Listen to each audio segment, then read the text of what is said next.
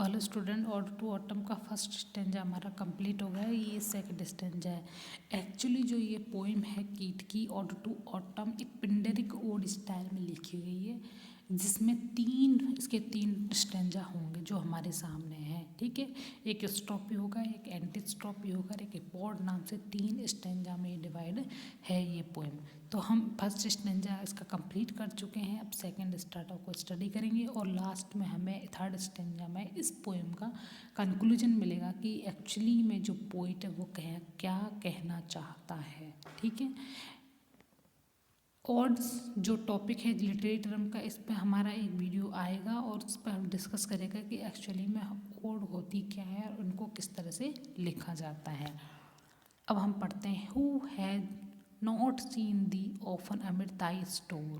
Sometimes whoever seeks abroad may find thee sitting careless on a granary floor, thy hair soft lifted by the winnowing wind, or on a half-reaped furrow sound asleep, drowsed with the fume of poppies while they hook. अब यहाँ पर poet बोल रहा है कि who has not seen दी, कि किसने तुमको नहीं देखा। दी मतलब तुमको, ऑफन अबिड थाइस्ट है कि ज़्यादातर तुम इसी स्टोर के अबिड मतलब बीच में ही बैठी रहती हो, जब भी तुम्हें किसी ने क्यों नहीं देखा। अभी इस एक्सटेंजा में जो पोइट है वो यहाँ पर ऑटम सीजन को लेडी के फॉर्म में पर्सोनिफाइड करता है। एक लेडी के फॉर्म में जो पोइट है वो यहाँ पर हमारे सामने ऑटम सीजन को रिप्रेजेंट करता है कि किस तरह से ऑटम सीजन एक फार्मर की तरह अपने जो स्टोर है उसके बीच में बैठा हुआ है और किस तरह से वो अपनी जो ग्रेनरी है उसको देख रहा है, अनाज का जो ढेर है उसको देख रहा है। समटाइम्स कभी कभी, whoever seek abroad में फाइंड, समटाइम्स कभी कभी हो सकता है कि तुम, समटाइम्स whoever seeks तुमको तलाशा भी जाए, अब्रॉड में फाइंड दूर तक हो सकता है तुम्हें दूर तक तलाशा भी जाए।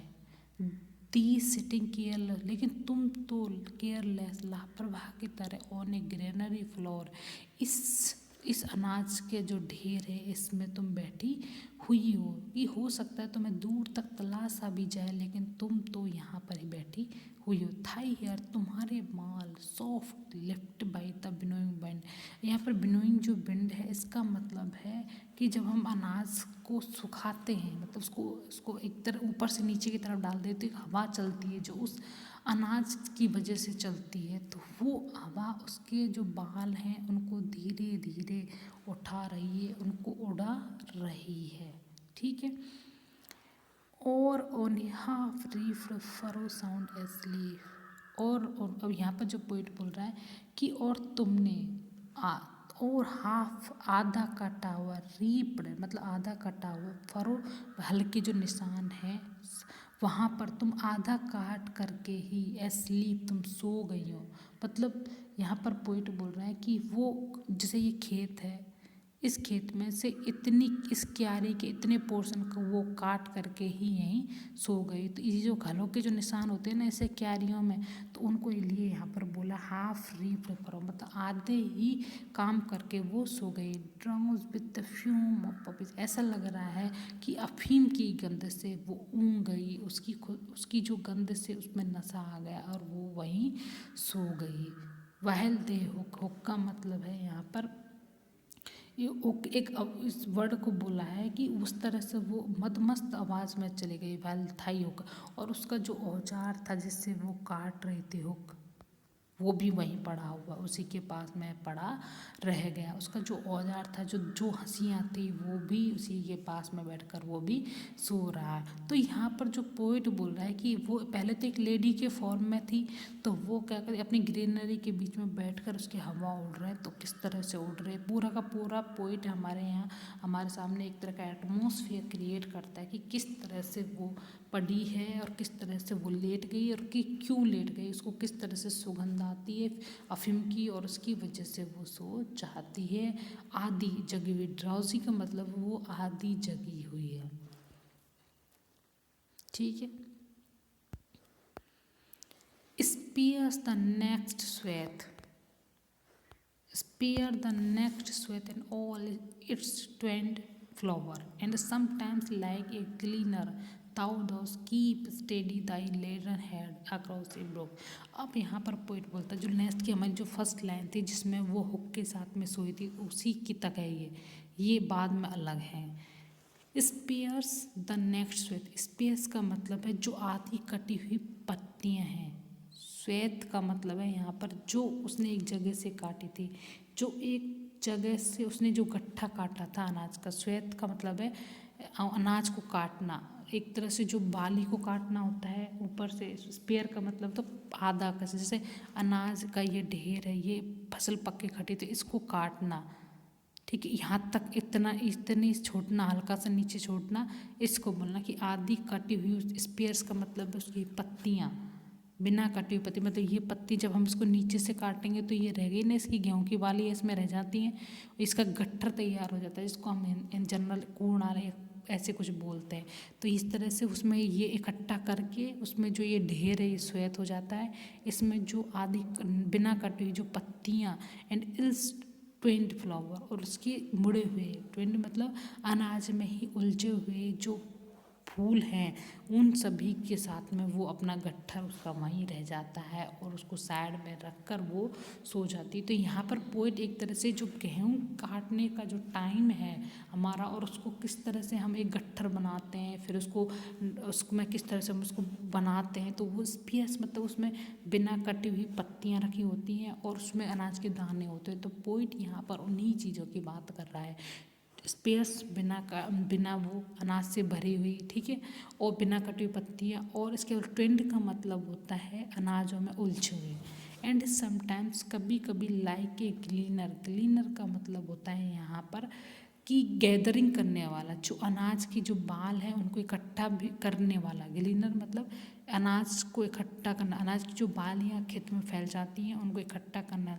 ताऊ दस कीप स्टेडी दाई लोडर, और फिर उनको उठा करके स्टडी एकदम स्ट्रेट पोजीशन में, एक बिल्कुल मतलब कंटिन्यूट पोजीशन में अपने सर पर लाद कर वो ब्रूक मतलब एक नाला जैसा पार करती है।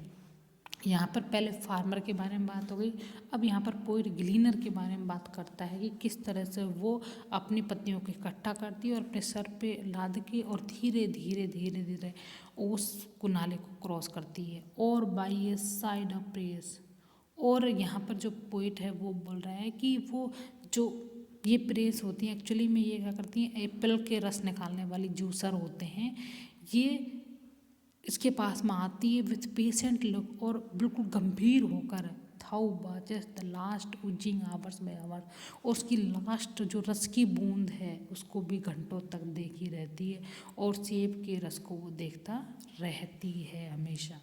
और ठीक है, ऊजिंग का मतलब है उसकी जो टपकन है रस की जो टपकन के लिए यहाँ पर ऊजिंग वर्ड यूज किया है पोइट ने।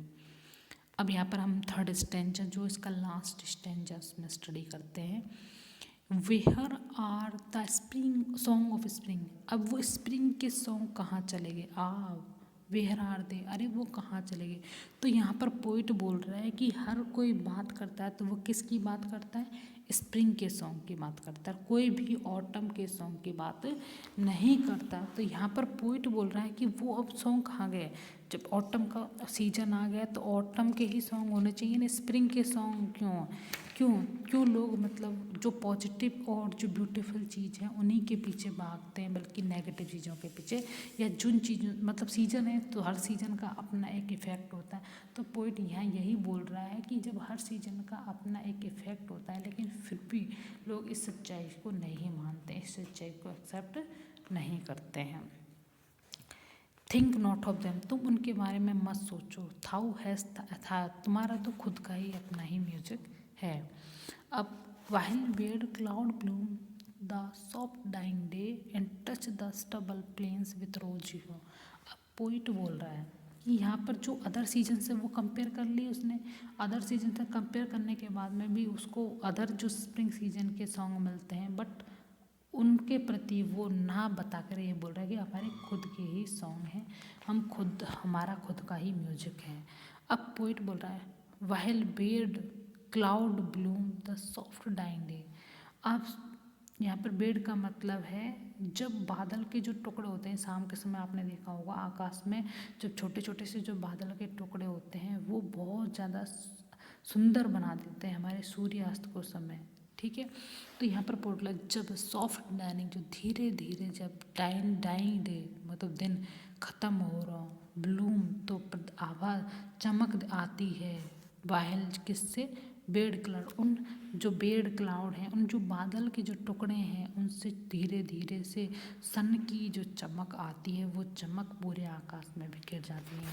तो बेड का मतलब है छोटे छोटे टुकड़े बादल के, ब्लूम मतलब चमक प्रदान करते हैं। जैसे ये बादल है तो इसके पीछे अगर सन है तो कितना सुंदर लगता है। तो बात यहाँ पर उसी टाइम की गई है। ठीक है, अब आते हैं and touch the stubble plains with rosy hue and touch और देते हैं रोजी मतलब एक तरह से रोज जैसा कलर सूर्यास्त के समय रोजी हु का मतलब पूरे एक ही का मतलब इसका सूर्यास्त को रोज जैसा कलर देते हैं।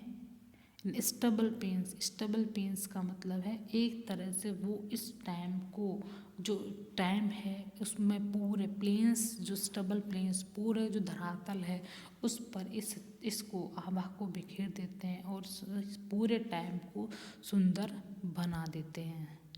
Then in wellful tire the small nets moan among the river shallow won. अब यहाँ पर पोइट बोलता है कि वेलफुल टॉयर, यहाँ पर ये इसका मतलब है ग्रुप में संगीत गाना, ग्रुप में कोई म्यूजिक गाना।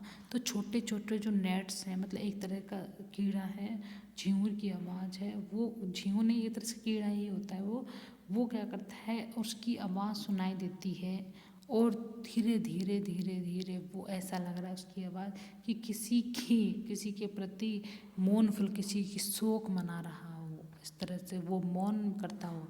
यहाँ पर बेल फिल चॉयर का मतलब है किसी के दुख में गीत गाना। उसकी तरह कौन गा रहा है, वो झूमर गा रहा है। यहाँ पर अमंग द रिवर सैलोज का मतलब है झाड़ियों में दलदलों में कहीं भी जहाँ पर कम गहरा जगह हो वहाँ पर वो गीत गा रहा है। बोन एलॉफ वो धीरे धीरे कंटिन्यूटी में, चाहे वो ऊंचे जगह हो चाहे नीचे जगह, वायुधारा ऊंचे उठाए गए जगह हो, कहीं पर भी हो वहाँ पर वो ये गीत गा रहा है। और sinking as the light wind lives और डाइज, और ऐसा लग रहा है कि जो हवा है जो चल रही है इस टाइम पे, जो शाम के समय की जो हवा चल रही है उसकी वजह से जो लाइट है वो ऐसा लग रहा है कभी आ रही है कभी जा रही है, मतलब उसके ख़त्म होने की आवाज़ कभी सुनाई देती है और कभी नहीं सुनाई देती है। तो इसकी बात वो बताते हैं कि किस तरह से पूरा का पूरा मौसम शाम के समय में बदल जाता है, किस तरह से शाम का समय पूरा बदल जाता है। तो यहाँ पर पोइट बोलता है कि किस तरह से वो सनसेट का जो ऑटम सीजन में जो टाइम होता है एटमॉस्फेयर क्रिएट होता है, तो उसको यहाँ पर पोइट बोलता है कि किस तरह से झींगुरों की बनबनाहट होती है। तो उन सभी छोटी छोटी चीज़ों को बहुत अच्छे तरीके से यहाँ पर पोइट हमें आइडेंटिफाई कर रहा है, हमारे सामने बता रहा है।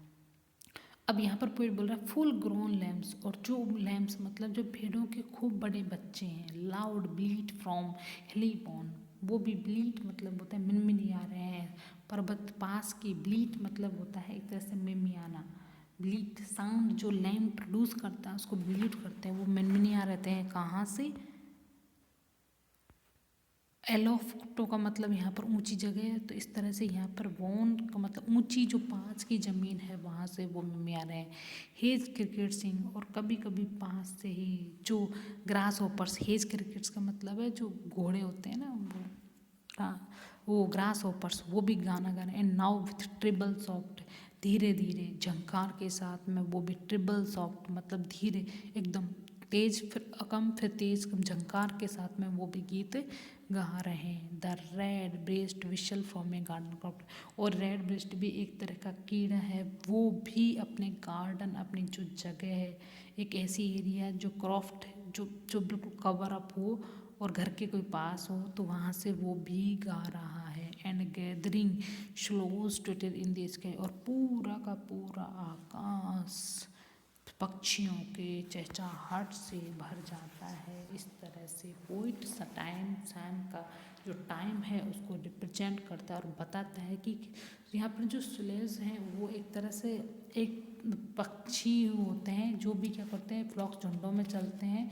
और जो वार्मर जो क्लाइमेट है उसका इंडिकेट करते हैं, क्योंकि वो बताते हैं कि अब शाम का समय आ गया, अब शाम आने वाली है। तो इस तरह से जब पोइट बोलता है कि जिन चीज़ों से जो चिड़िया हैं, यहाँ पे शोले एक तरह से चिड़िया है, वो भी उनसे पूरा आकाश भर जाता है, वो भी गर्म जो टाइम है उसके ख़त्म होने के बाद में और विंटर के स्टार्टिंग की बात देते हैं। तो यहाँ पर पोइट बोलता है कि जब हमारे पास ऑटम सीजन की इतनी अच्छी सी चीज़ें हैं तो फिर हमें स्प्रिंग के बारे में क्यों परेशान होना कि स्प्रिंग हमारा चला गया, हमारा वो पीरियड है जो इम्पोर्टेंट टाइम पीरियड है वो चला गया। बल्कि जो भी टाइम जोन है हमारी लाइफ का, हमें उसको एक्सेप्ट करना चाहिए और उसको साथ में अच्छे से जीना चाहिए। ठीक है, ये आपकी पोएम कंप्लीट होती है।